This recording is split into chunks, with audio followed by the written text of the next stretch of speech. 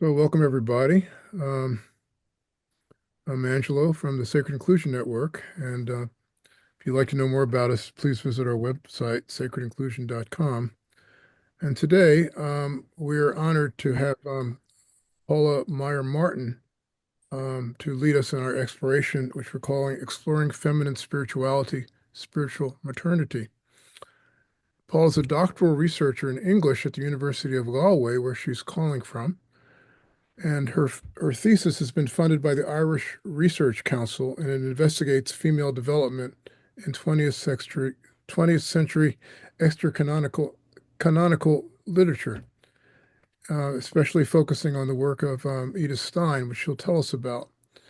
And she has research interests that include femininity, communion, and empathy, international female authorship networks, and the role of reading in community formation. And Paula, we're delighted to welcome you, and the floor is yours. Thanks very much, Angela, and thanks everyone for being here today. I really appreciate it. And yeah, it's a great opportunity for me too. And hopefully we'll all get a lot out of it. So, in terms of our title, this is our title, Exploring Feminine Spirituality, Spiritual Maternity, as Angelo said. And, thinking about the feminine in the context of our exploration, I'm going to be drawing, as Angela said, on this philosopher called Edith Stein, who's a 20th century phenomenologist. And the way she thinks about femininity is that, the sexes are equal. And she recognizes the role of society and of culture in shaping how we think of the masculine and of the feminine. But she also argues that there is an intimate relationship between the sex body and the soul that tends to engender certain attributes on average, right? So the capacity to bear life in women shapes their psyche. This is kind of what Stein contends. So the way we're going to be looking at femininity today, however, is femininity as humanity, right? So feminine attributes, feminine qualities as human qualities. When we talk about care, when we talk about creativity, we might think of some of these things as stereotypically feminine, but they're also like very intrinsically human. So that's kind of the feminine part. And then in terms of the spirituality, um, so we need to cultivate spirituality. Like it's in us, but it's a potential that needs to be actualized. This is what Stein would say. She uses a lot of gardening metaphors. So we have these seeds of kind of spiritual potential that we need to cultivate in order to flourish spiritually. So we're going to be looking at, these feminine qualities that we can continuing with these gardening metaphors, water, till, prune a little bit perhaps, and in order to become more fully integrated, more fully human. So if we move to the next slide, Aidan, please. Thank you. So we're going to be talking about, as I said, the value of kind of a feminine spirituality, kind of a movement towards flourishing and transcendence. So kind of this journey of development, of unfolding, of growing. Then this idea of spiritual maternity. Moving on to care as a human ideal, we'll have a little bit of a Q&A, and then I want the bulk of this exploration to be what we call philosophical inquiry, a community of philosophical inquiry, where we will devise a question together and answer it as a community, okay? With the view of kind of embodying and cultivating these kind of feminine attributes, these feminine qualities that I'll be talking about. And then we'll review how we thought, if we thought in a feminine and a caring manner, if we cultivated these attributes well. So um I'm gonna talk a little bit about Edith, my right-hand woman, as I call her. So as I said, she's a 20th century philosopher. I'm not gonna go deep into her biography, but she has a great biography. So she grew up in a Jewish family. She became agnostic. Then she ended up converting to Catholicism. This is her own spiritual journey. So this is kind of the context where she's coming from. And she eventually actually became a Carmelite nun. and ended up dying in Auschwitz in kind of a complicated circumstance. I mean, obviously, in the sense that people wonder whether she's a Catholic or a Jewish martyr, because what happened was the Catholic bishops in the Netherlands where she was living protested the treatment of Jews by Hitler, and Hitler responded by saying that Jewish converts had to be brought to concentration camps.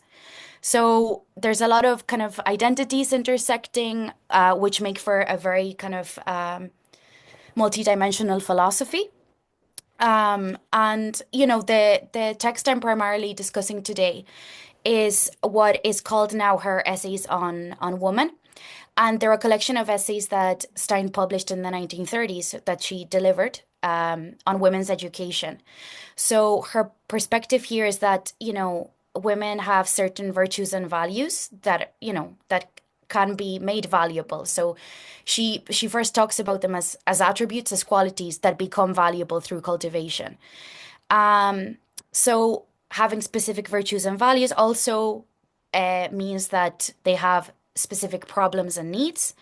So her lectures on education call for a particular education for women so that they can unfold fully as human beings. Okay.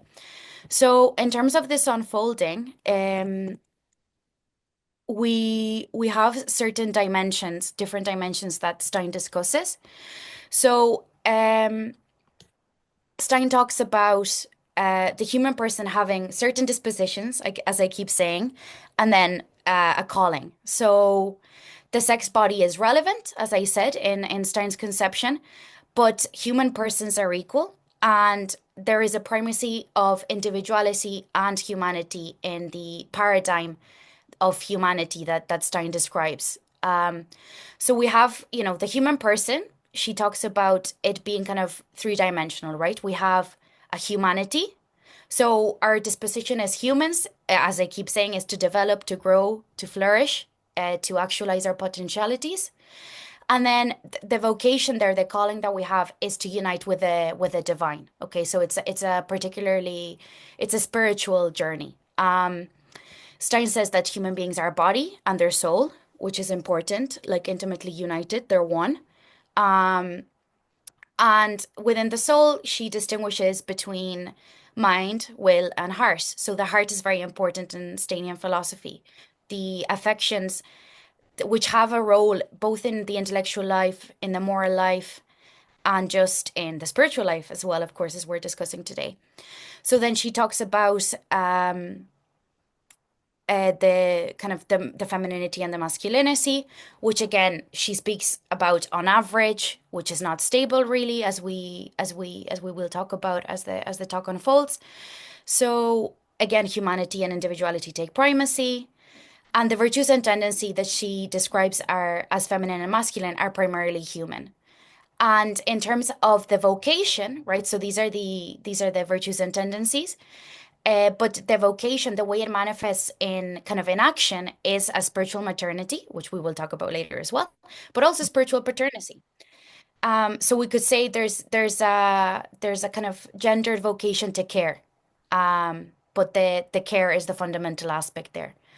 And then lastly, we have the dimension of individuality, which again is very, very important in Stein, in the sense that each individual human person has unique talents and abilities, unique gifts, and that transforms into a unique calling, a particular calling. So in this sense, when she talks about femininity, she says that femininity can work in every place. It can bring value to every place, and it's the same with masculinity in Stein's conception. So as I said, however, these are just attributes, they only become valuable in Stein's conception if they're developed, if they're cultivated. So talking about this development, she uses literature a lot to kind of describe the movement between kind of phases of development. So when she talks about kind of natural development, so she invokes this Norwegian author, Sigrid Undset, and a novel she has called Olaf Audunson. And she uses the character of Ingunn to talk about this need for development that I keep referring to. So she says that Ingun's narrative, so her life, ends up, well, not in a great place. I don't want to spoil the novel, but she contends this is because it would be necessary that the gross clods be cultivated in order for the light to penetrate the seeds. So she's talking about Ingun's humanity here. And basically, what happens to Ingun is that she suffers from a lack of cultivation as a human person, from a degeneration, which ends up kind of in a life of sensuality and hedonism. So Stein says that, in again, she comes from a Catholic background, so she argues that after the fall, um, there's certain kind of downfalls, both in masculinity and femininity, that manifest differently. So she says that women have a special relationship between body and soul because of their capacity to engender life, and that can sometimes manifest in a very kind of sensual degeneration. So, in Ingun's life in this novel, she basically becomes quite promiscuous in a way that isn't fulfilling at all. That is very damaging to her psyche, and that is depicted by the narrator as kind of a degeneration. So, on this level, kind of this very natural level, Ingun had a lot of potentiality, but because no one helped her cultivate it, and that's kind of a very important trope in Spain, in Spain, in Stein, that she needs someone else to help her, and no one does. So then moving on to the next example that Stein uses, which is from a very famous play by Henrik Ibsen called A Doll's House. Um, Stein invokes the character of Nora, who is kind of the doll in the doll's house. And here, Stein has, we have the layer of nature, which we've seen in Ingun, which is, has remained undeveloped because Ingun doesn't really allow other people in as equals. So when we move to Nora, Stein says that she needs to develop from a social figure to a human being. So we see here, with gender roles, of course, and also just social, cultural roles being imposed onto Nora in a way that she cannot become a person and she cannot become an individual. So she appears as, when we were talking about the body, the soul, and then, within the soul, the intellect, the will, the affect. So we had Ingun as very kind of immature overall, but then Nora is effectively and intellectually immature. So she's kind of curtailed from becoming like Ingun by the social influences that surround her, but the social influence is such that she cannot develop as an individual. So we see here how important individuality is for Stein. So she says here, she knows that before Nora is able to try again to be a wife and mother, she must first become a person. Because at the end of this play, Nora discovers, well, she kind of realizes, she has an epiphany that she's not really a fully human being. So she leaves her family home. She leaves this kind of very bourgeois um, kind of situation in which she was, and I mean, we don't know what happens after the play. I teach this play in college, and I often ask the student, what happens after Nora leaves, because the social environment in which she lives hasn't changed. So yeah, I mean, that could be an interesting thing to discuss. But yeah, Stein insists that what Nora needs to do is to take her life into her own hands and refashion it freely. Okay, she's allowed too much of others into to dictate, how she behaves. And then kind of at the culmination of female development, kind of the last example that Stein used is Iphigenia, which is again a work by Goethe, reworking a classical trope. So here, Iphigenia has the natural, she has the social, but she's also kind of fully matured spiritually. She's let the divine into her life, and she has achieved supernatural development. Okay, and Stein talks about, there is a conflict where she kind of has to betray her values, her principles, but she remains united to the gods, and so she prevails and she achieves a happy ending with her brother. So Stein says here that Goethe describes the struggle of a healthy nature against the germs of fatal disease. She will carry joy and reconciliation with the gods into the ancient noble house. Yeah. So we see here Iphigenia kind of weaving. She's a developed person, and as a result, she weaves community. She becomes a spiritual mother, as we will see. Um, so um, we we see in Iphigenia kind of an integration of the natural, of the social, and of the supernatural, a wholeness, which is achieved through union with the divine. So um, we have here this schema again, and we have kind of seen how different kind of aspects of femininity manifest as well, of course, in humanity and in individuality.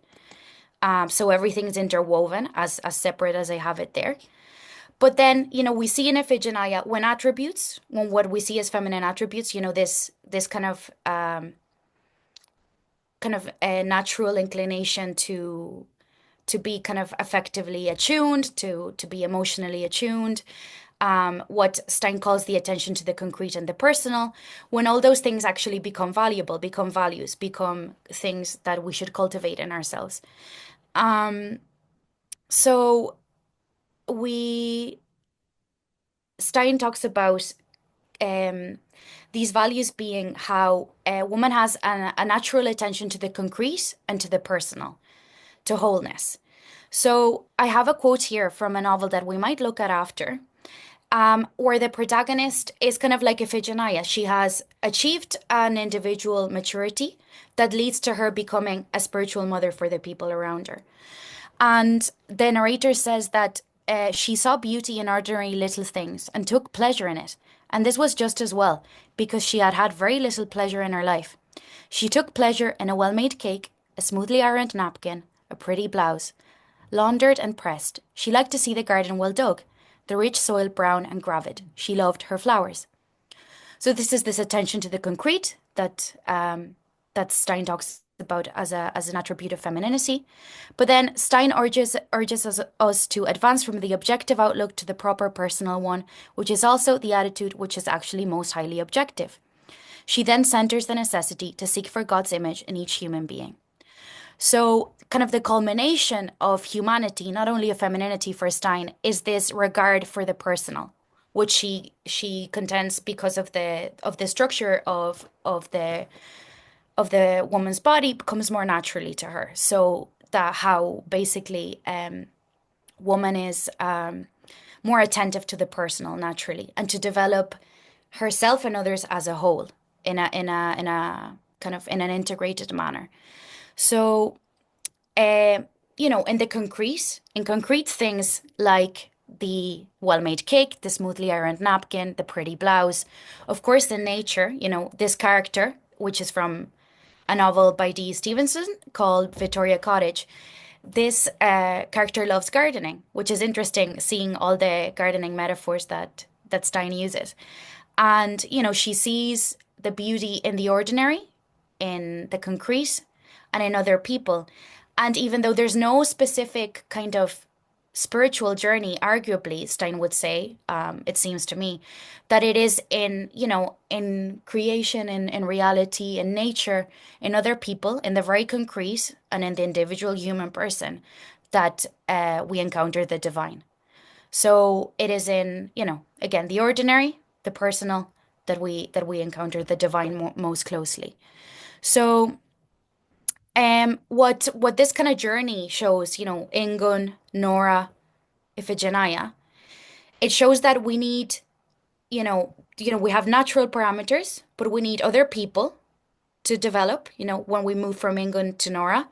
But we also need kind of the divine. We need the spiritual dimension to fully mature. So Iphigenia wouldn't have matured without the gods. When the ethical dilemma had come, when our values had been questioned, she would have succumbed to the social as opposed to remaining true to her values and remaining united with the gods. So okay, we can move on to the next now. Thank you. So I don't know if you listen to the podcast, but I've been talking about an interdependence basically on a social level, we all depend on each other, but also on a metaphysical level. Like we depend on this spiritual dimension. I come from a similar background to Stein, so for me it would be, the Christian God. So we need the other and then the absolute other, right? But the way we think about human beings today is not really that close to that paradigm. So the fulfilled human um, is kind of disembodied, and he's individualistic and he's liberal.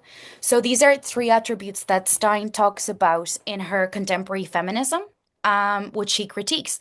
So she said that um, by focusing on emancipation, on eliminating obstacles and constraints, the feminist movement has made the stereotypically masculine as the archetypically human. So I have a quote here from another philosopher called Mary Midgley, who's from a few decades after Stein, and she says, practically all the great European philosophers have been bachelors. So what is Mary Midgley saying here? Basically, that the archetype for the thinker, and then the thinking that they do arguably, is a person who is disembodied in the sense that they can outsource bodily care, right? So if we think about an 18th century bachelor, think maybe about Descartes, right? So he outsources bodily care. He has all these servants. He's relatively, and really don't know Descartes' biography, so I shouldn't have mentioned his name. But basically, let's think about an 18th century thinker, right? He has servants who make his meals, who dress him even. So he's kind of disembodied. He can outsource all those things to other people. He is an individual with no responsibilities. He's a bachelor. He doesn't have children. He doesn't have a wife to answer to. He doesn't really have family ties. He has no relationships really. So he's no constraints on his freedom. He's very individualistic and he's very liberal. His life aim is just to pursue this kind of emancipation, this success in the public sphere with no ties really to other people. So, this is kind of the model that we have now, arguably, of individuality, of a fulfilled human being. And, tapping into what I'm talking about here, into the feminine, might help us kind of redeem this in a certain sense. So, if we move on to the next slide, yeah. So, I've been talking about all these qualities, all these dispositions that we can cultivate in ourselves as human beings, but that we regard as stereotypically feminine, and which manifest in Stein's analysis as a vocation to spiritual maternity. So she talks of spiritual maternity as becoming a shelter in which other souls may unfold.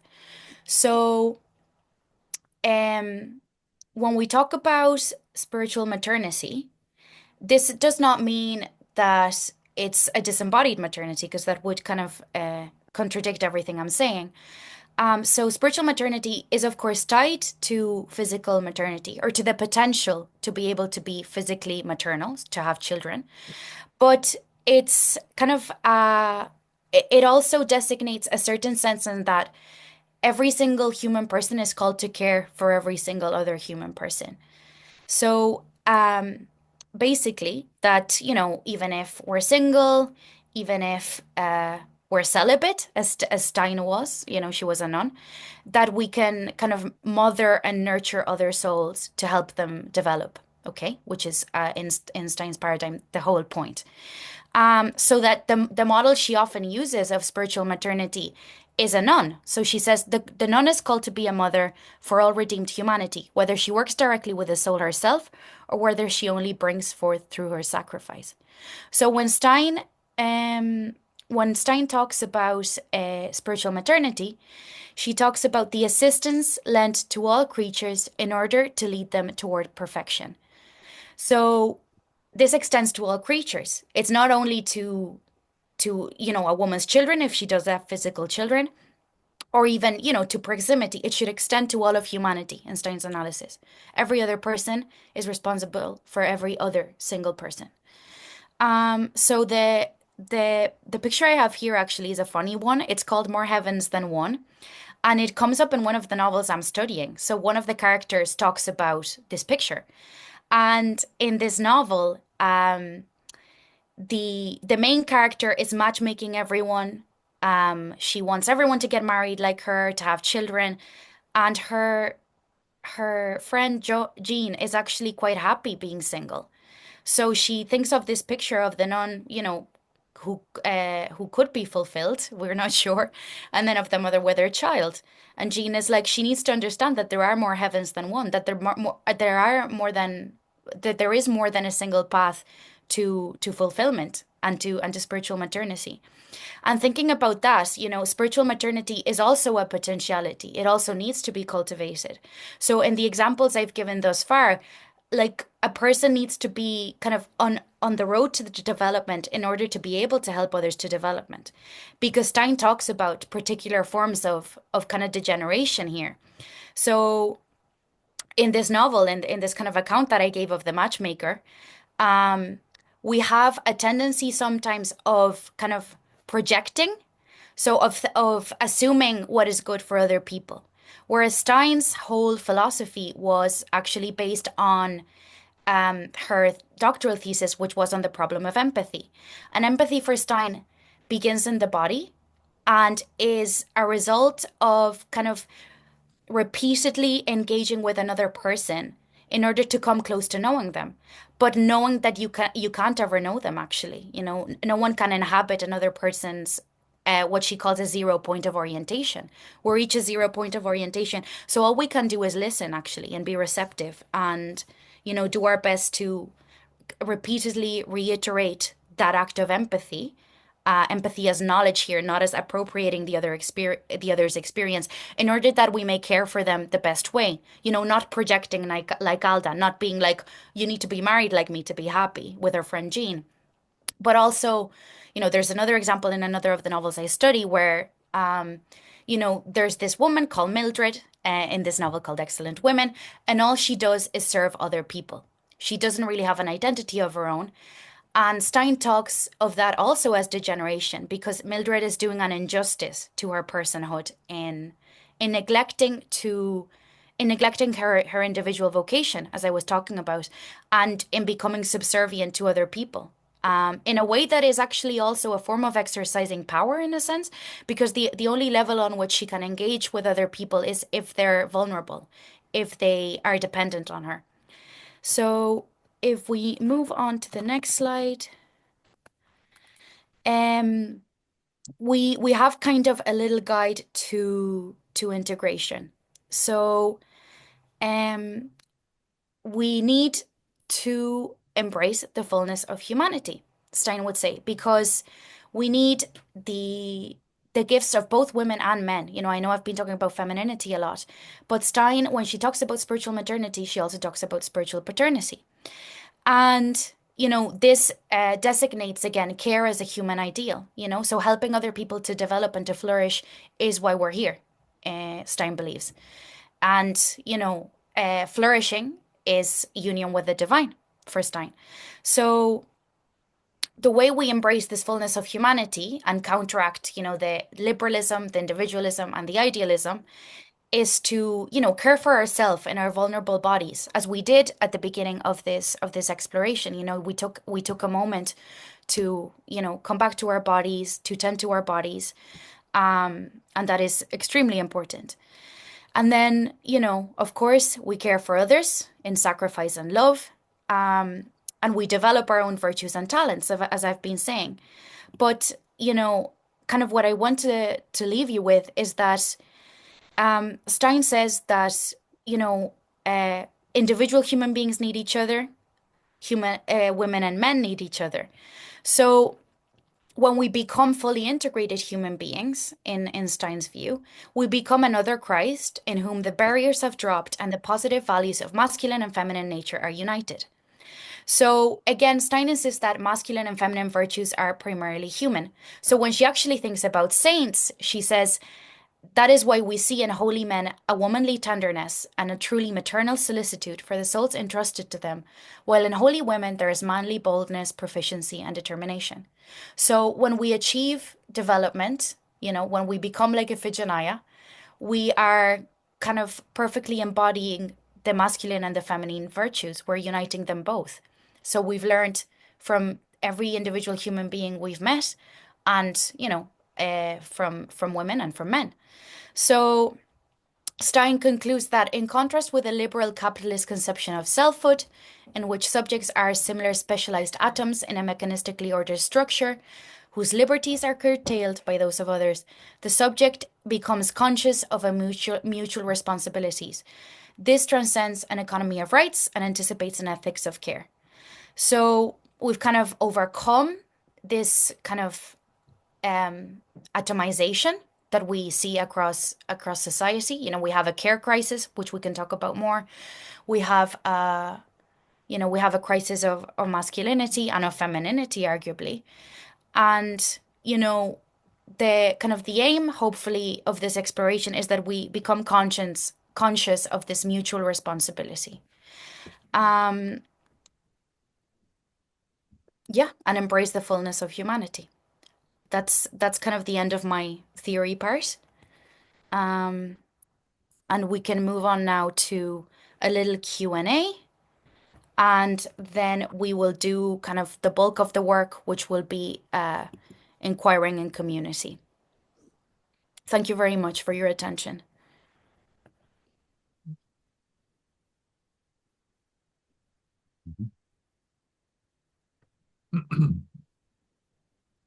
Yeah, I have a question, Paula. I don't know if this is the right time for it or whatever. So, like in the slides and on in your presentation, there's a slide of the maternal figure. Hmm. There's sort of the notion of going through the body is absent for us men, and that's not the same way for men. So, in other words, like it seems that there's a direct correlation, excuse me, in Stein's work for this the body sense and the spiritual sense, which is absent in men, at least in the biological sense. So, it's just something I was thinking about as you were presenting, and I was wondering what you had to say about that. About how masculine spirituality is different. Actually cultivating spirituality in general for men he does we don't have the same we don't have the same body sense that women do in terms of being able to bear children, etc. Mhm.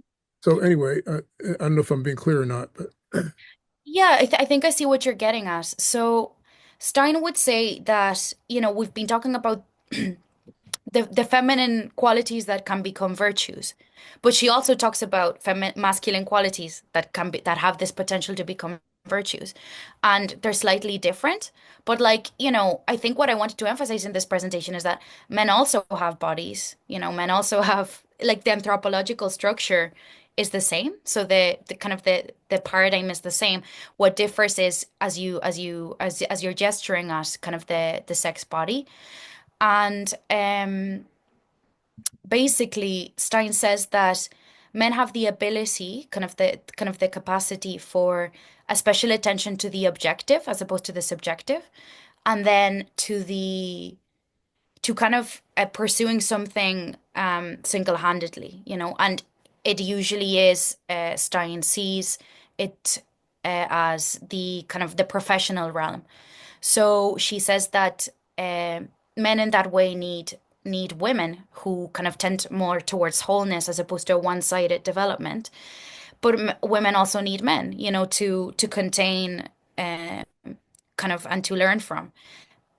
So, to the objective to counteract the subjective, and then the one-sided to counteract the whole sometimes. So, I don't know if I'm answering your question. What, in terms of the body, like the masculine body, I mean, she talks about kind of the provide and protect.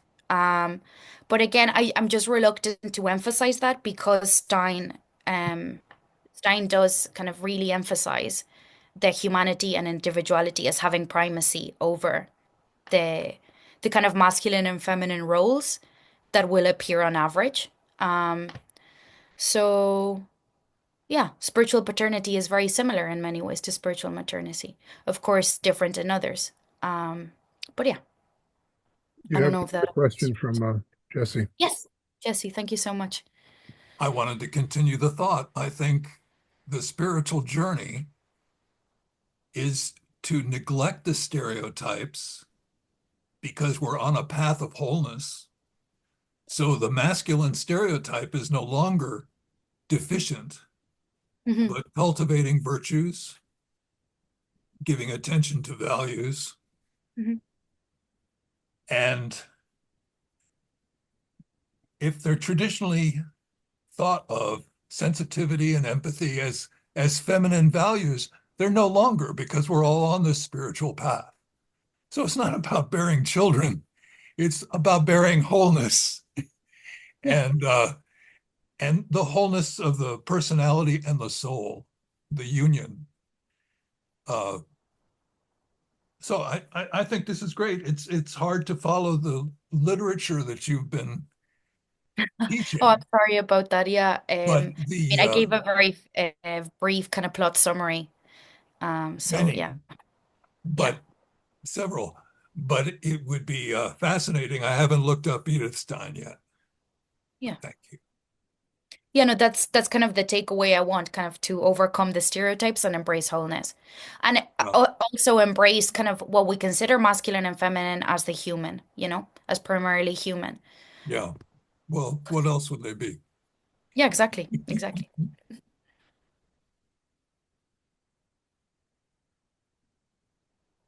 Yeah, it seems like a bit of an antidote to the popular culture, the way, men and women are pitted against each other all of the time. So to look at our virtues and I, how they dance.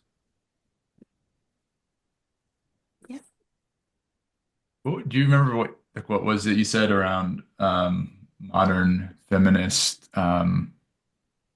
centering like typical male archetypal stuff as as the primary human stuff? I like that quote, but I didn't capture it. Could you say it one more time if you remember? Yeah, so Stein, interestingly, was talking about like the feminism of the early 20th century, but I feel like we still have a primarily like liberal slash neoliberal feminism, so that it kind of still applies. So what Stein said was that feminists of our time were presenting the stereotypically masculine as archetypically human. Mhm. So the masculine had become the standard for development. So basically leaving the home, working outside, not having relationships, kind of that image of the bachelor I tried to paint. So this individual with no responsibilities, with no ties to everyone, who kind of pursues power and influence.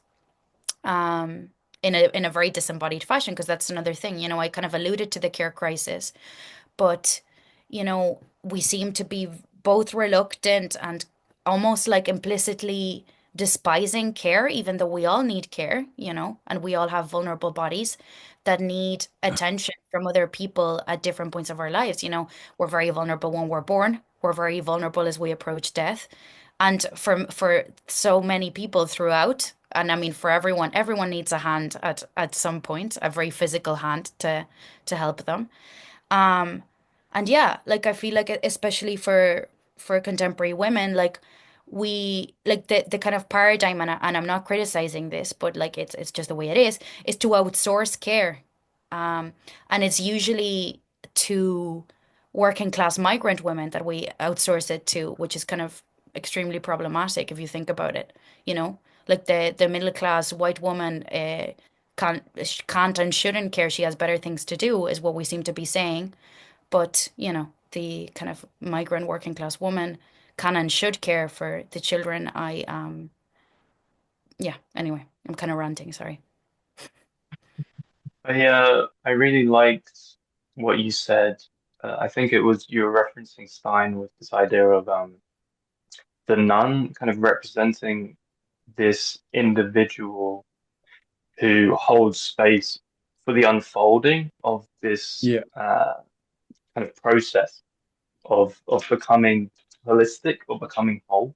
I thought that Mhm. was really interesting because it kind of gives a stronger like recognition of what you could say archetypically the nun represents Hmm. religiously as well, because it's you could even say that it like a in a definitive sense that it kind of represents like the great mother in that sense, where she's not Mhm. specifically individualistically like a typical mother, like providing for the child, but she's providing on a grander level for the community she's involved in religiously, which I thought was really cool. It was a really good way of putting it, I think. Mhm. Yeah, thank you. Mm, I just have something to like contribute to. Um, so applying this same principle of empathy and spiritual, we were talking about the previous waves of feminism and how they were sort of appropriating a masculine way of, if we are looking at it as masculine and feminine, masculine way of embodying like they were prioritizing embodying the masculine spirit. So if we apply the same paradigm of empathy to the previous waves of feminism, I feel like the socio-cultural scenario was in such a way that you had to sometimes scream out. You had to like Yeah. get out in the street and protest. I'm not saying that there is no other way to protest or there is no other way to like show what the injustices which were going on. But I feel some of that was necessitated by the sociocultural scenario of the time too. And I completely agree with what you said about contemporary feminism. Like, we sort of lost track of what we were fighting for, and we just, you know, we got sort of stuck onto an image of a feminist, and that's what a feminist should be. But I also, from an empathetic point of view, I also understand the need for that at the time. Yeah. No, of course. Thanks for adding that nuance because, when I was talking to Angelo in the podcast, like we talked about Stein's biography, and like as I was saying to Angelo, it's a bit ironic because she's complaining about this emancipatory ideal, but she couldn't access university teaching because she was a woman. So like there were still certain freedoms to be won, And there's a context there where like basic freedoms needed to be fought for. And there still are arguably, of Oh, course freedoms to that's be fought for. Um yeah. Do you want to say something, Jesse? well, there. But we're trying to figure it out. There we go. It was muted. Okay, can I say something? Okay, I also want to make an observation, and I don't know what this particularly has to do with this, but it just keeps on coming into my mind. I'm a school psychologist, and I work with little children a lot. Okay, and just the maybe when they're older, they come together, but male and female as children, you can really see. I mean, you're talking about this, but I see little boys running down the hall. I see little girls being quiet. Who gets diagnosed as ADHD? The boys do. I've done a lot of evaluations. Who do I mostly see? Boys. Okay, Mhm. at that level, there's such a discrepancy. Mhm. I don't know if you can, I guess we all kind of come together as we get older a little bit more, but the discrepancy as children is just glaring. I'm just making an observation, okay? It's like, wow, there's quite a difference, and I can go on and on. Boys beat the crap out of each other, girls do not. There's such a difference. Only emotionally. Girls beat the crap out of each other emotionally? Yes. You're right. You're right. Yeah, that's a good point. As they get older, that's true. I don't know if you can speak to that, or it's just the whole time you're talking, that's what I was thinking about. Mhm. Yeah, I mean, I think that's what Stein would say that there's differences.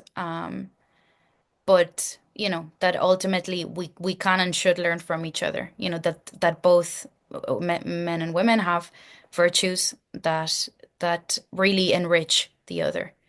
Um, and you know that individual human beings enrich the other as well. Um, and I'm kind of a bit reluctant to speak to that because I'm not a psychologist. And I'm barely a philosopher, you know, I'm kind of a literary scholar. But yeah, I think it's fascinating. And you know, you do see them as children kind of sticking together as well. It's quite funny. Yeah, Um yeah. You don't have to be a psychologist. You just have to yeah, be around children. You just have to yeah, be children. exactly. Yeah. So I don't know if we want to move on to kind of the structured dialogue. Mhm.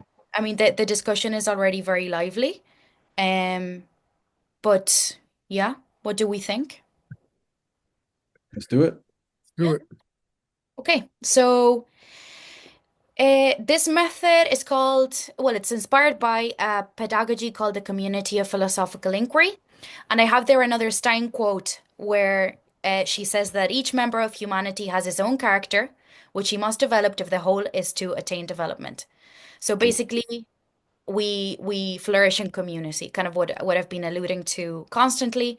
So in terms of knowledge making here, we we are gonna try to build in a very limited amount of time, but a community that is democratic, where every voice matters, where every perspective is valuable, and you know this kind of Steinian empathy, where we really try to understand what the other person is saying, where they're coming from, and understanding them as another equally valuable human being.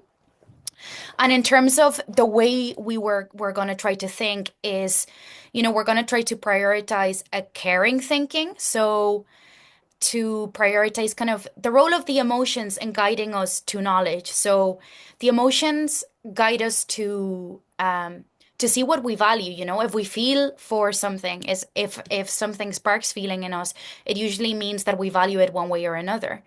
And then, you know, care also leads us to kind of formulating that into norms. So, okay, I value this, then this is kind of the kind of the norm that I'm gonna formulate in following from that. And then hopefully care also leads us to action. You know, it's what mobilizes us to become, well, to come closer to another person, right? And then kind of a third dimension of the community of inquiry that I want to emphasize is kind of humility, so self-correction, so the ability to change your mind, which is kind of central to Stein's philosophy, you know, because in spiritual maternity, a very big thing, which is not very fashionable, is being able to say no to yourself and yes to another person. So to you know to sacrifice yourself in that way for the good of another person. So in this way, we want our knowledge to be humble, you know, to correct itself as we encounter another perspective that we might benefit from. So in terms of what we're going to do now, can we see the next slide, Aidan, please? Uh, so this is from the novel, but I don't think I have time to provide the context. So I think we're going to go to Stein's Feminine Genius directly, which is the next slide. So this is from the text that we've been working from, which is the Essays on Woman. And Stein talks about what an ideal feminine soul looks like. But again, these are human qualities. So what we're going to do now is we're going to read this together. We're going to try to draw some concepts. So some ideas which aren't, you know, mistress, or, you know, they don't have to come from the text itself. They can be connected to the text. They can be connected to our own experience. And then with these concepts, we're going to build a philosophical question, which we're then going to try to answer together as a community of inquiry. So I'm going to read this out loud, unless someone else would like to read.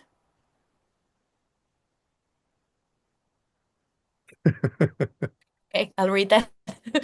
So, the soul of woman must therefore be expansive and open to all human beings. It must be quiet so that no small weak flame will be extinguished by stormy winds. Warm so as not to benumb fragile buds. Clear so that no vermin will settle in dark corners and recesses. Self-contained so that no invasions from without can imperil the inner life. Empty of itself in order that extraneous life may have room in it. Finally, mistress of itself and also of its body, so that the entire person is readily at the disposal of every call. So, we're going to take a couple of minutes now and just brainstorm concepts like that are suggested to us by this extract. And then we're going to try to build a philosophical question. slash philosophical questions, if there's a couple coming up, both related to this piece of text and to the whole presentation. And yeah, then again, we will vote on if there's more than one question, and then we will endeavor to answer it together. I mean, we will answer it together to the extent that we can in the time that we have available. So does anyone have any concepts or, I mean, I'll give you a couple of minutes because yeah. It's a complex philosophical text in many ways.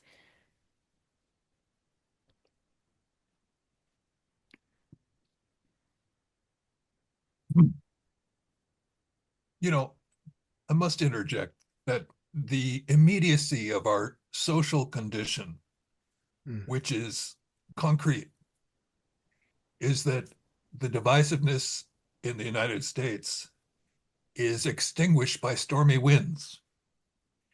And to go back in this period of classical literature that we're not familiar with, I wonder if it's not too far afield for me to raise the question that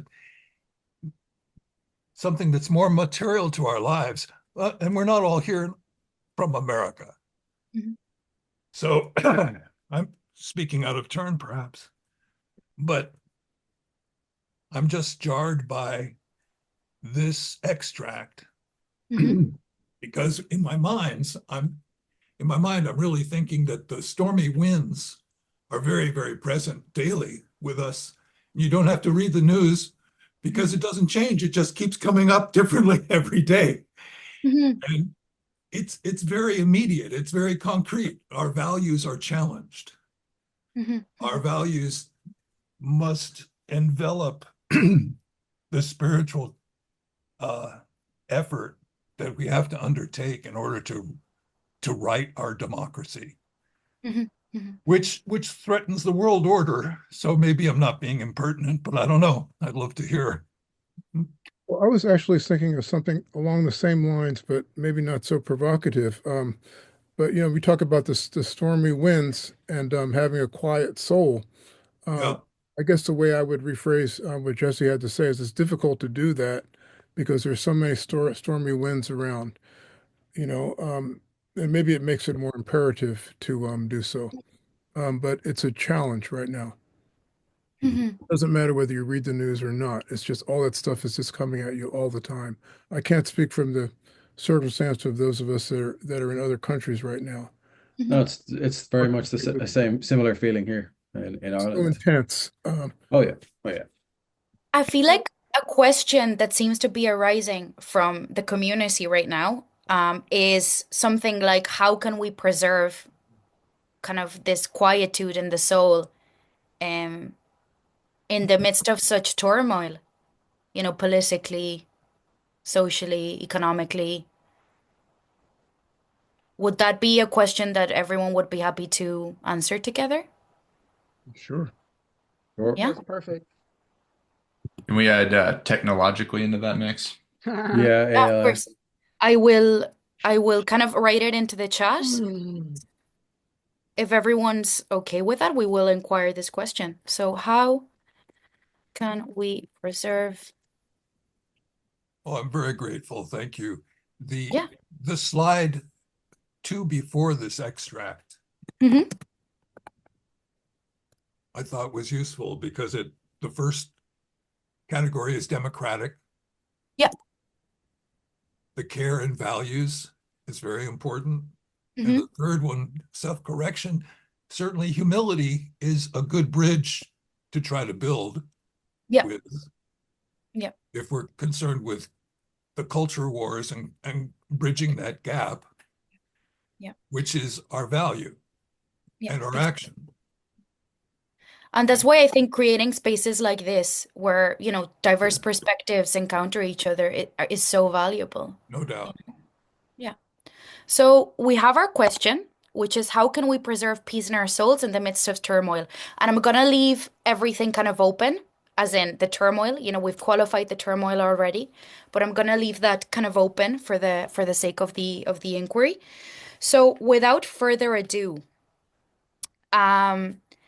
basically the parameters of the dialogue is that I'm not participating. I'm just facilitating. So I will just try to keep us on task in answering this question.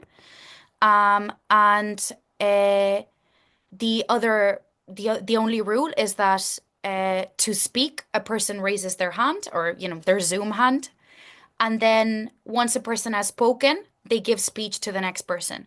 So say I'll give speech to the first person, they'll raise their hand, and then they give speech to the next person. Okay, so we're kind of passing around the voice, and then we're creating something together, hopefully. Okay, so yeah, does anyone want to speak? And perhaps we should switch to gallery view now, or to, as in minimize the slides, Eitan. Yeah, beautiful. Does anyone have an answer for how can we preserve peace in our souls in the midst of turmoil? Yes, Angelo.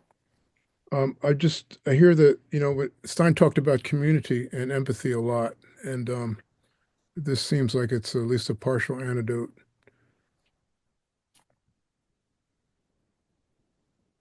So you're saying that a way to preserve peace is to cultivate empathy?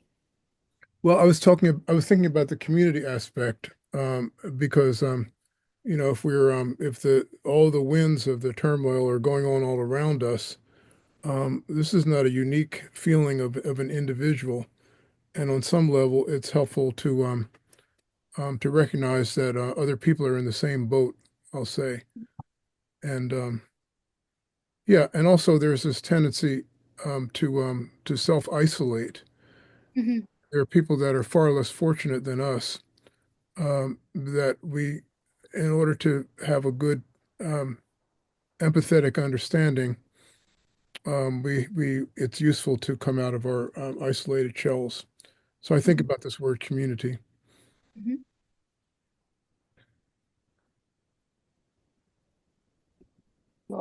I can I don't know if I have like an answer for a question, but I'll definitely have like what has been coming up in my brain, and perhaps that will also align with that. But it seems as if maybe like the theme has been how can we kind of like weave in between wholeness or self-empowerment, but at the same time, like connecting with our community and our family in like a loving, uplifting way. Um, also like nature versus nurture kind of feels like it has a part to play in this because, like was said that our society right now has a strong impact on everything. And it seems that there's like right now this, I guess, this capitalistic model um, has humanity wanting to be distracted and like confused and with emotional unease so they can extract wealth from people. And so it's kind of hard to orient oneself within this paradigm. And like maybe, you know, 500, whatever, thousands of years ago, the goal was very different, or the goal was probably more tribally minded, where it's like, the goal is survival of the tribe. And maybe not, it was easier to understand one's role within that, where it's like, all right, you're a man, you hunt, you get the food, you protect. You're a woman, you take care of the crops and the family and the tribe. And now the goals have kind of shifted where, like I said, it seems like this society was created by like a select few of like people with power to extract more power. And that paradigm is like kind of falling apart. So it's like, how does, like I said, I don't really have the answer, but it's like, how can we preserve our peace while these like ever changing these winds? And I also will say that, like, to Jesse and Angelo, I would say that probably the winds have always been turbulent, and where there's the 1920s, the 1870s, now probably it's a lot easier to see how crazy it is because of all of the media that we have access to. But yeah, it's just different types of tornadoes. And even now, obviously, like, if you're in the Congo or the Sudan, they're experiencing like civil wars in a way that we can't comprehend. But still, nonetheless, it seems like humanity is trying to figure out how to like preserve our peace through all this madness. And I think Stein and you kind of have a lot of like good points to give throughout with this question. I'll say it's like, so we have to be rooted in, we are these, like, we come in this world with nature, whether it's feminine or masculine. Like my mom said, little boys are they're crazier. They're like, they're more inclined to fight and run around, and maybe little girls are more inclined to be quiet, not express themselves, or whatever the case may be. So, and it also seems like our education system doesn't give love and exploration to the individual. It's pretty much creates a person of like, this is how you create wealth for the system. So there's so many layers to it. It's kind of difficult to like to Yeah. really get at it. But yeah, one thing like I was, I guess, trying to say is, how do we stay empowered in who we are? Like, I'm a masculine man. I do feel that I have like certain roles and certain purpose in this world, and I want to lean into that and try to empower my divine masculine. But at the same time, I want to figure out how I can do that within a framework of community. And then at the same time, our society has been super tilted towards masculinity, how like that's, making money, creating power, that's what's been given to us. So it seems like the pendulum has shifted one way, and now kind of the pendulum is shifting the other way. And even to the point where now, people have told me where it seems like women are masculine now and men are feminine. So there's just like weird out of balance. And like I said, don't have the answer to the question, but these are kind of all the things that came up. And for me, the way I do it, I guess, is, I moved. I lived in Philly. It was chaos. I had to get the fuck out of like the chaos to go on my holla at Spencer. Like, I'm fully immersed in my hero's journey right now to like find out who I am, how I can contribute to my family, my community, and the world. And then as I feel stronger and more empowered, like, how can I maybe inspire and help other people? So I'm just trying to fully root it in my power while at the same time building a community. So I guess through all that, it's like trying to find that balance. If that, I don't know. I feel So like that's my brain dump. you're pointing out like a lot of tensions, which are, in the concepts and in the talk. We have, that tension that you pointed out between the individual and the community, balancing that individual vocation and what we owe to others. That's kind of a new question, another question that we could spend hours discussing. And then, you kind of point out this distinction between nature and nurture as well. And you seem to be suggesting, and correct me if I'm wrong, this is what I'm hearing, that perhaps we should be very aware of the ways nurture, and by this I mean, kind of the culture that we live in, the space, the cities, the capitalism, the power struggles, which have been coded as masculine, but what we might not want to consider them such.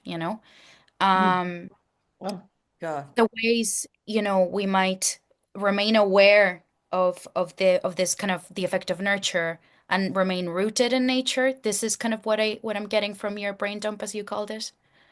Would that Oh, be an okay summary? yeah, I think, yeah, definitely like what came up for me right now is like understanding the situation that we are in, which is Mhm. very complex. Feels like it's definitely been very helpful for me. Mhm. And with the more understanding I get, then the more I can, I don't know, I guess lean into how Mhm. I can contribute or how I can find my wholeness, which I feel like, if everybody's whole, a lot of these problems, Yeah. dare I say, go away. Yeah. But yeah, so So keep yes, your I hands agree. up for a little while. I think Kathy wants to speak.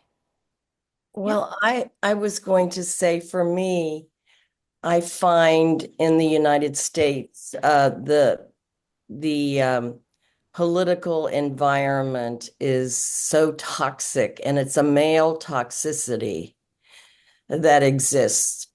And politically, especially, all of the worst male characteristics are exaggerated and are controlling what happens legally in the United States, which I find really troubling.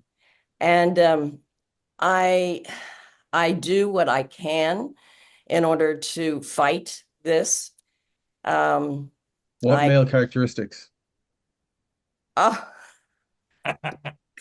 oh my God, where to begin? Oh my God. Elon Musk with a hacksaw. Yeah, All right. yeah, where to begin? And and of the poor, not listening to people, deciding that efficiency is the most important thing, that et cetera. It's at just so many levels. Um, and there's no authenticity. So for me, I fight, and I don't give up the fight. So I do that at one level, but I've also found myself going inside and really nurturing the beauty and the femininity and the wonderful uh, womanly values, and really loving the feminine. And I've gone to silent retreats, and I'm reading a lot of literature, um, and really looking inside. And so it's now an internal exploration because they can't influence that on the outside. I mean, I find that I have been controlled all my life by this male structure, and I, sometimes it's been easier to deal with than others. But now I've found the freedom to go inside, and that can't be controlled by them, and only by me, to some extent. So I'm finding that enjoyable, enriching, self-aware. I mean, I'm building my self-awareness. And yeah, so I've been on the outside world a lot of my life, doing my work and so on. And now I am like on the inside, and I'm loving this part of my life. So you seem to be suggesting that a great way to preserve that kind of peace is to cultivate a space within yourself of like silence and beauty to a certain degree. You talked about literature there. So we have kind of another solution alluded to.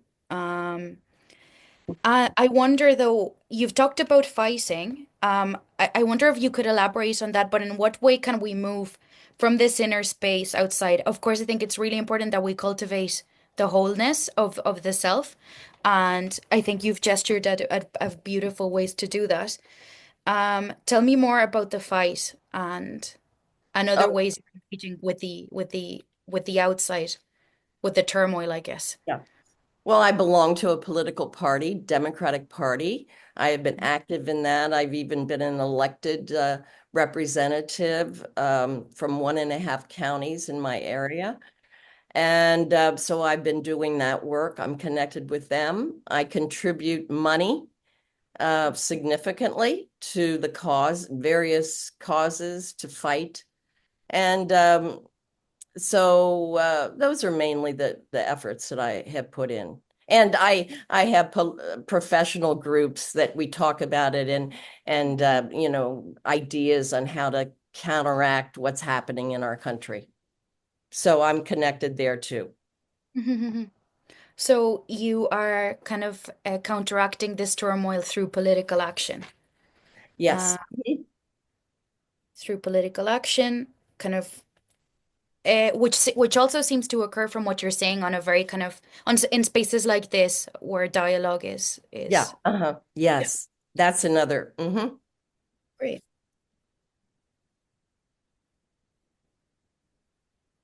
I think Jesse had something to add in terms of the fight. Do you want to speak to that, Jesse? Otherwise, we can bridge between this inner space of silence and maybe trying to correct the turmoil outside. Well, I posted in the chat, Mhm. and I want to identify myself as a Quaker ever since Vietnam, but I believe that there's a fight surging in me of a spiritual character because we cannot allow the dishonesty. It's not just masculine toxicity. The lies are tantamount to a cyclone destroying our country. And the dishonesty, the deceit, and the manipulation must be stopped. So I believe in the fight. But I believe that it hasn't come to fruition because our side has been reticent and the leadership dormant, so that the left needs to create a solidarity. And so I believe we need to speak with our neighbors because the solidarity should include those who we don't really identify with, but certainly those that we do. Tim Snyder has a phrase, he believes in preaching to the choir. He certainly thinks that the choir needs such words as to understand tyranny Mhm. and what's essential. And Anya's been wanting to speak for a while. I'm just gonna summarize the kind of what Jesse said for the group, just to make sure that I'm keeping my record straight for the review. So, I feel, Jesse, that you're kind of saying that, more than a masculine toxicity, we have just general human failings, as well, as well as, and then, that there is a need, again, in order to maybe correct this turmoil, in order to preserve peace, to have solidarity, to speak across kind of political lines, to speak to our neighbors, with people whose views we might not identify with, in order to, to Thanks. quiet the turmoil in and out. Is Yeah. that a fair reflection of your Very words? good, yes. Yeah. Okay, Ananya, please. So I was sort of thinking of going back to the text and the philosopher, like based on the discussions, since we started with that. So sort of what Angelo was saying and Jesse was speaking now about, like Angelo talked about how empathy is the solution, which I think Stein would agree based on my understanding of Stein. And Jesse extended that by saying that the empathy is not just towards your own kind, not just preaching to the choir. It's also like with people who are not, whom you might identify as the other.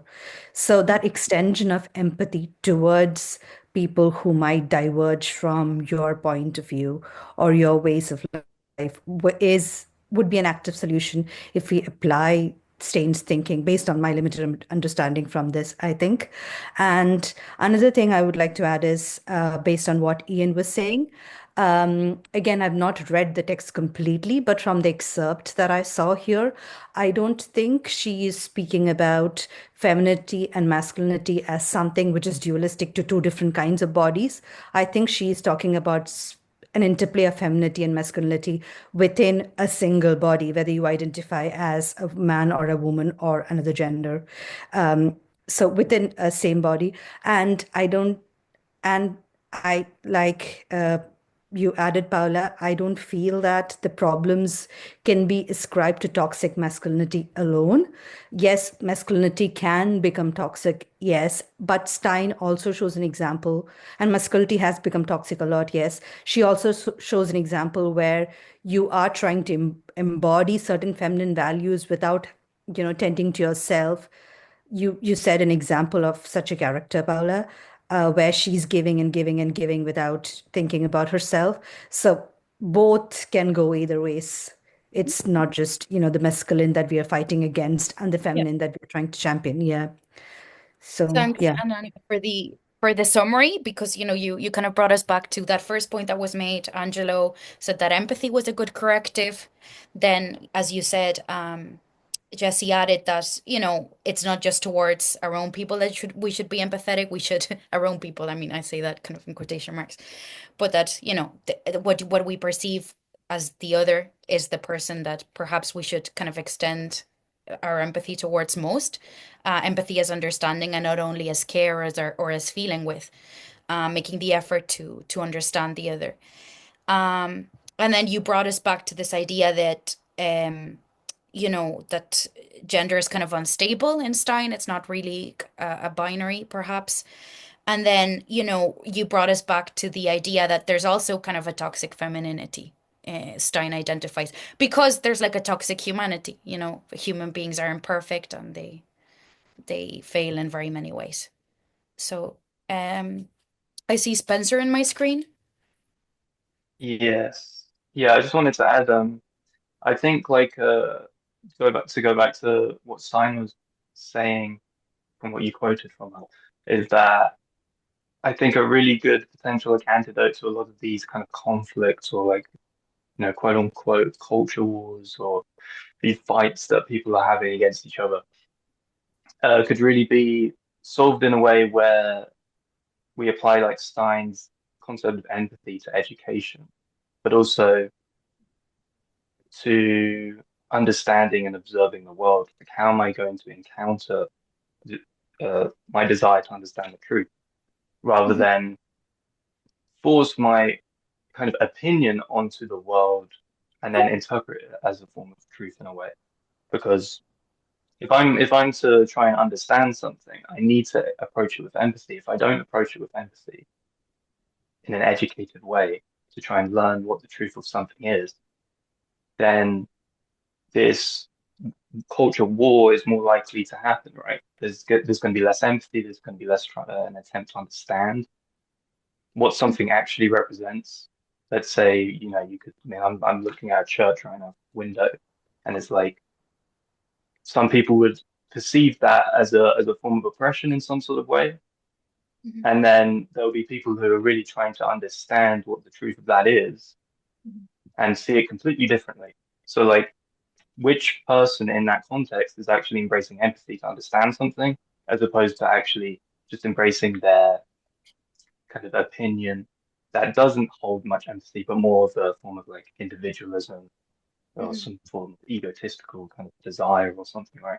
So maybe like applying Stein's perspective of understanding the truth or observing reality, or to observe reality, to know the truth through empathy, is like a good principle for education, or just even as a structure for teaching younger people to see the world through. Yeah.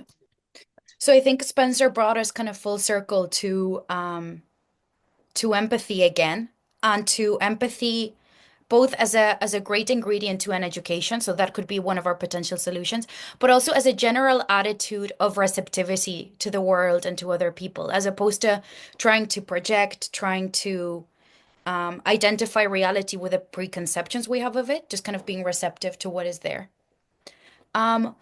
Okay, Adon, you had your hand up, so I'm gonna give. We have 3 minutes though. We have 3 minutes, so This is maybe it. it's better So to lower down. we need to move to the review basically.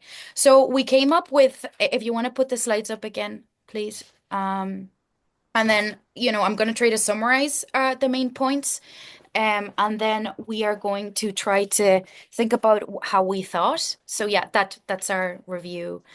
So our question was, how can we preserve peace in our souls in the midst of turmoil? So Angelo suggested that we needed to cultivate empathy and community, with words which were qualified in the course of inquiry very helpfully, both by Anania and by Jesse. So Jesse said that, we need to speak across to our neighbors, people whose views we don't identify with, and embody kind of a broader solidarity. And then Anania insisted that, not just towards, the people who we might identify with, but other people as well. Um, and then, kind of tied to this empathy, thinking about, um, you know, the things that might anger us, and we might describe as toxic masculinity, perhaps as, a broader toxic humanity, or, kind of a human failing. Then Ian also qualified kind of a way in which we can think about remaining rooted in nature, both kind of in history, he seemed to gesture that, but also kind of remaining very aware of the influence that, culture, society, the economy have on the way we think about ourselves. Um, and yeah, remaining aware of that.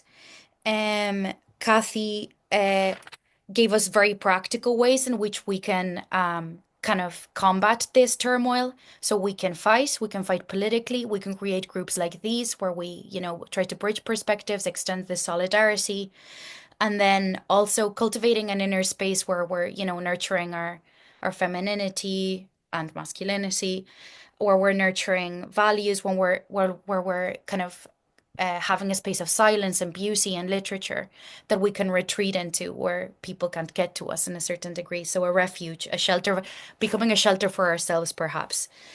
Um, and then Spencer kind of brought us back to empathy, to bringing empathy into education and more broadly into the way we look at the world as a whole. So, as a general attitude of receptivity, both towards reality and towards other people, not trying to, project our ideas onto them, but see what they have to say to us. So, I mean, we've kind of run out of time, but I want to leave you with these two questions. So we want to think, how successfully have we embodied care in this inquiry? And then how will what we care about is what this question is trying to do. How will how we care change outside this circle? So when we leave this Zoom call, this I'm calling it this circle, this community, has what we care about and how we care about things changed in any way? And I don't know if we have a couple of minutes to discuss these questions. I mean, but yeah, I'll leave you with them as well.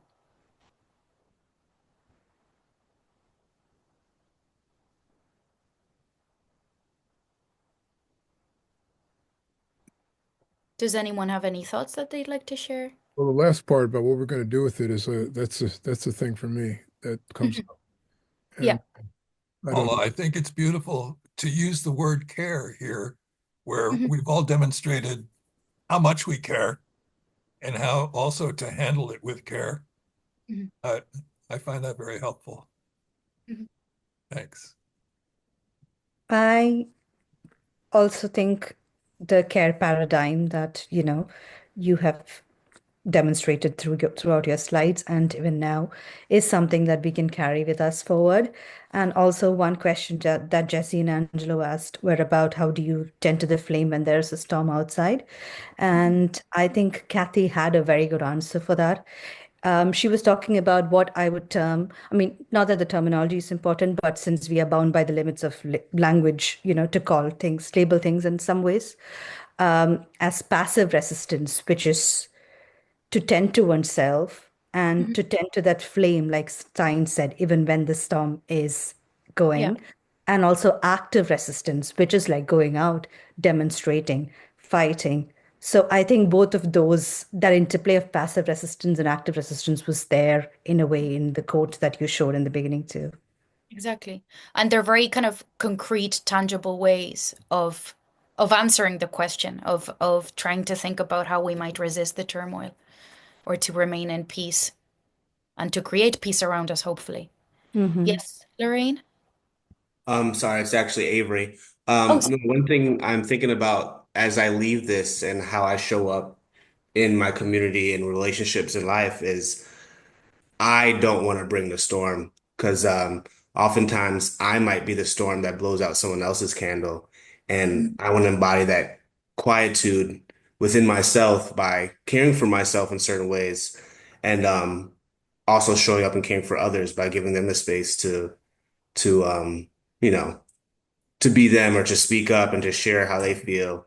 And I often see when I'm not caring for myself that I often am the storm that comes and blows out that flame, that weak flame, you know. It's just something I just thought about. That's kind of all I could hope for this exploration. It's like, I mean, it's a perfect embodiment of that kind of self-correction, that humility that we were talking about at the beginning, that ability to be like, oh, sometimes I'm the storm, so I should really cultivate the quietude and in that active and passive resistance. And also, try in order to try to create peace around me. I think that's brilliant. Thank you, Avery. Will we wrap it up? Yeah. Thank you so much, everyone, for coming along. Yeah, Paula, I want to thank you for bringing all this to our awareness in this turbulent time that we're living in. And a lot from the past, from spine, is very relevant to our struggles today. So thank you. Thank you very much, Angelo, for having me. And thanks everyone for coming. It was really fruitful for me. I don't know. I won't speak for anyone else. Anyway, have a beautiful rest of your day. And Thank yeah, you, Paula. Thank bye. you. Yeah, thank you so Thank much, you. Paula. That was Thank you. awesome. Bye. Bye. Thank you very much, Paula. It was really good. And thank you everyone for being here too. Yeah, thanks so much. Wait, Uh, Paula, are you on LinkedIn? Am I on LinkedIn? I was trying to remember. Yes, barely, but yes, I am. Okay. Just so you know, we could follow you or connect or something. Yes, of course, of yeah. course. I'll share with Angelo. Yeah, so Aidan was in the room, but he's here now. He's moved into the screen. Yeah, great. I think I'm Paula Maher Martin on LinkedIn of it. I'll just put it in the chat. Everyone. And it comes up as IRC's, I think, PhD candidate, Galway. Sorry, I'm not sure how one shares LinkedIn, but I'm not very LinkedIn savvy. Aidan, LinkedIn. How to share? I can just send it on. Okay, I'll send it now. Hold on. Yeah. Fuck. Yeah, I'll share it with everyone. Yeah, thanks so much. Yeah, do that. Thank you, So guys. yeah, have a beautiful day. You too. Lovely to meet you all. Thank you. Thank you. Thank you.